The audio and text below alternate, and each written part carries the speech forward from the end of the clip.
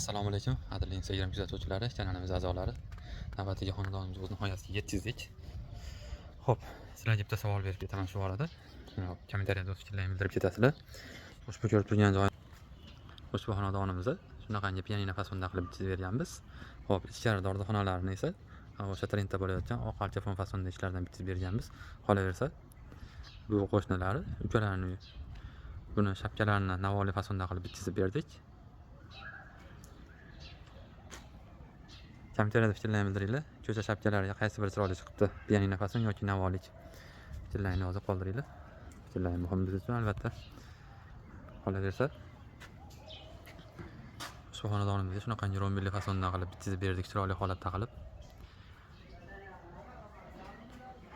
Kanalimizga yangilar, kanalimizga a'zo bo'lib, layklar bosib, qo'llab-quvvatlab turasizlar.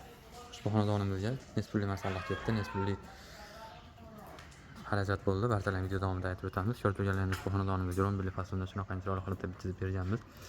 Xo'p, qolaversa o'rtalariga 3 dona kosmetlar gullarni qo'yib berdik. Ushbu xonadonimizga jami 360 kvadrat unchafon mahsulotlarni ishlatdik. 1 kvadrat metrni 120 ming so'mdan shunaqangi chiroyli holatda ishlarni bitkazib berganmiz. O'sha 43 million 200 ming so'mga shunaqangi holatda bitkazib berdik. Qolaversa, bunga plus 1 million 500 ming so'mdan 3 dona kosmet gul qo'shilyapti. Kimga shunaqangi chiroyli turjafon xizmatlar kerak bo'ladigan bo'lsa, ekrandagi nomerlarga aloqaga chiqaverasizlar.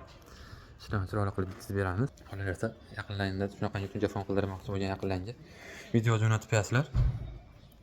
Stoqda yurgan bo'lsa, ishlarni chiroyli holatda qilib bitkazib beramiz. Sog' salomat bo'lasizlar. Keyingi videolarda ko'rishguncha o'zlaringizni ehtiyot qilasizlar.